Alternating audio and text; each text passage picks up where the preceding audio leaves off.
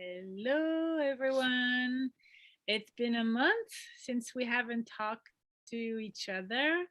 Many life events happened in between, and so we have given some space to our conversations. Hello, Amanola. Hi, Daniel. Nice to be all together again for another round of our exchanges and brainstormings about life. So today, for all of you guys, we have a subject that we would like to discuss. And the subject of today is um, how about stopping so that your universe can find you? Stop running so the universe can find you. So let's discuss that. How about that? Do you like that? Yeah. That's So perfect. isn't it what we just did for nearly a month? So you guys can find us. Go ahead. Start. You seem inspired, so go ahead. Okay. Ah, well, stopping is not very easy when you are a runner, when you enjoy running, when you get adrenaline from running, when you get fed, when you feel that you're fed by speed, whether it's on an engine, on a motorcycle, on your bicycle, on roller skates, or running just on your feet. When you're used to run and go fast, or at least have the feeling of going fast or the desire of going fast, when it became a habit of many years of running, it's usually not that easy to stop. As it is sometimes not that easy to start running. I give the parallel with my yoga students for meditation. It takes time to get into a deep meditation, and it really takes time to come out of it. So it takes time to start to find a rhythm to get going, and it takes time to really stop as well and to be at peace with it.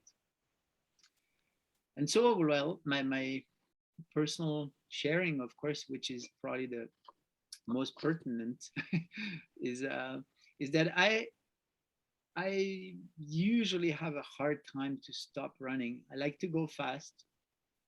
I like to have a fast-paced life, to be in many different activities, and to keep going, keep going, keep going.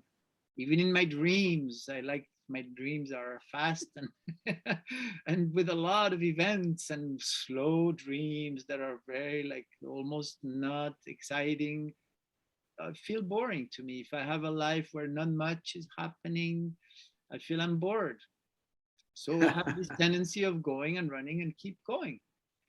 And the truth is that by stopping, sometimes in a willing way, when you choose, when I choose to stop, I've realized that it's actually very powerful to stop just because I choose to stop, and not because I'm stopped by a life event, like some disease or an accident or some like an unexpected event that made me stop.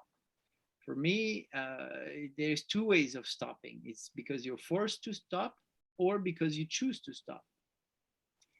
And when I choose to stop, because this is something I started to explore like not too long ago, but really choosing, making a conscious choice of stopping, and maybe not doing as much as I used to, or doing literally nothing for a while, is pretty fascinating, because I feel that when I'm not going somewhere, I have the time to see in a much broader way.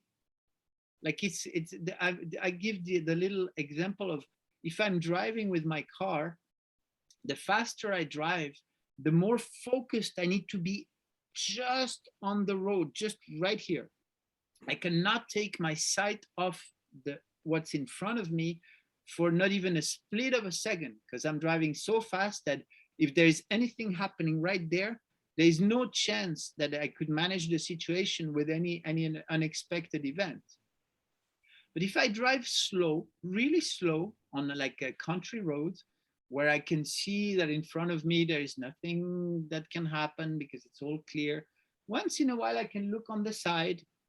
I'm not recommending to do this, right? It's very clear, but that's my experience. What I did sometimes is that when I drive really slow, I can look on the left, on the right, and see different things that I could not see if I would go fast.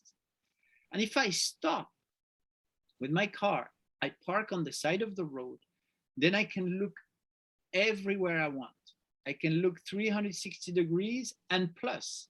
I can look to the sky, to the stars, to the sun, to the clouds. I can look wherever I choose to look. And usually when I do that consciously, then I have a lot of gifts that are coming to me just by looking to different places, because I'm not so focused on where I'm going. And I don't have to be focused on where I'm going, because if I'm going fast, I have to focus on where I'm going. With the car is a good example. And with life, it's the same. If you are going fast in your life, you need to make sure of where you're going. Otherwise, you may go fast into a wall. You don't want to do that. So slowing down and really stopping willingly is bringing a lot of opportunities. And for the world to find me, if I'm stopped on the side of the road, there might be something coming at me because I'm here in the same place for more than a minute. I'm here for a little while. So things, life, people, events, animals, messages can come to me. They have the time to come to me because they don't need to run after me, those events, those people, those messages. And I can see them and receive them. So by not being so activated and being so young and extroverted, as it is the case when you go fast in life, then you can allow the life to come to you. It's much more of a feminine aspect, I think. I mean, I'm gonna certainly let Zorka speak about more of the feminine aspect of that. But I feel this is the richness of slowing down and stopping and receiving gifts in those moments. And I think it's the only way to receive these gifts, when you really stop and you decide to stop. And especially, I'm going to finish with that, especially when I choose willingly to stop. But otherwise, it's not the same context. If you're stopped because you hit the wall or something happened to you that made you stop forcefully, then you have other challenges to deal with. But if you choose to stop on the side of the road, just to look at nature, look at the mountain, look at the sun, look at the moon, at the stars, at the animals, at the woods, at whatever is around, then you give yourself a huge opportunity, an immense gift to receive what's around. And usually, I'm finishing with this sentence, I'm filled with gifts and blessings that are finally finding me instead of me trying to run after them. So yeah, that's my little piece of this. Thank you. Excellent. Great. All right. Aman, you want to say something about it? Yes, actually, what was coming to my mind is like, if I want to respond to the letters I sent or I wrote, I better have an address to receive it.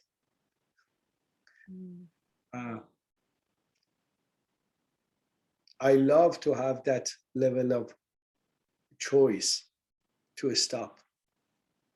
But I like to talk about it, about those interruptions or the things that is happening in our life that interrupt our routines, interrupt our movement like a headless chicken or hamster in a hamster wheel turning around. I see in my own life, and I see on the life of people that I had the honor to coach them.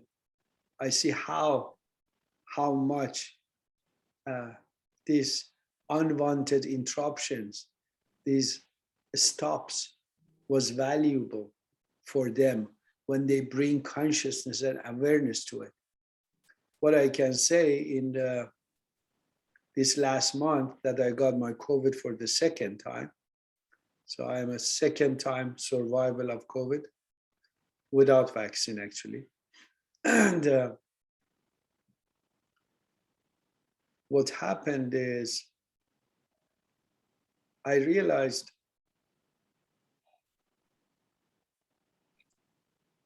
it gives me, it's like you turn off everything, all the sounds, all the busy and busyness, everything calm down and just be. So the gift of that for me, as Daniel said, the gift, we can receive a lot of gift. What I want to say is many of us, as soon as we have such a situation, we start going through, I don't know, Netflix, watch a lot of Netflix, or the TV shows that we want to catch, or something like that. Actually being completely going to that space of silence and feel it and listen to it. As you said, being in that receptive mood, receptive mood, or feminine energy. But the hardest part is most of us, we cannot even sit, or we cannot turn off everything and just be in that mood. And I see how much this virus was a gift for me to just be in that receptive mood and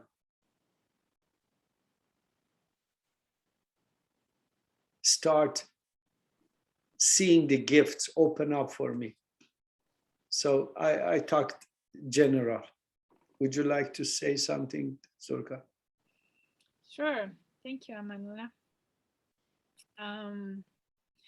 Yeah, I have been stopped a few times in my life very violently and unwillingly. And there have been major life changing situations. And I agree with you on that level, Aman, is that at the end of it is what you do with what happens to you. So, um, yes, ideally, out of these situations of being stopped unwillingly, we learn to stop willingly. So, there is some good lessons that come out of it, and we learn to do things differently. And in the meantime, um, what what we choose to do with those pattern interruptions that can be sometimes violent physically, psychologically, emotionally, relationally, socially. I mean, we can see what happened last year. I mean, with the lockdowns and everything, was very violent socially and relationally for so many people. So um, I think that it's it's always a it's always how we relate to what happens. And um, I want to say something about doing it willingly because um, having learned from these pattern interruptions that were not really a choice, I realize how powerful um, being conscious with intent, with intention, and being open, not just being passive or, oh yeah, things will come to me. No, just being really creating that container of receptivity to be able to welcome whatever is there for me for and that resonates with the energy I want to be experiencing in my life.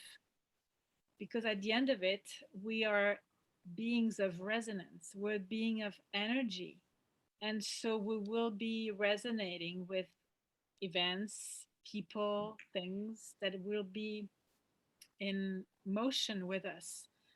And so cultivating this um, way of being or feeling inside with the awareness and openness to what it is that I am actually looking for, which doesn't mean like I don't do anything. Yes, I can do a little flyer, I sent it out, and then I trust the universe that it will come back wherever it needs to come back from. And sometimes it's very different than what I even imagined. So I think that in a posture of being able to stop running and letting the universe find us has a lot to do with trust. And trust has an openness and also has a um, like being okay, accepting the not knowing the way, because we're limiting ourselves with what we know. After what we run after, the way we do it is such a limited way.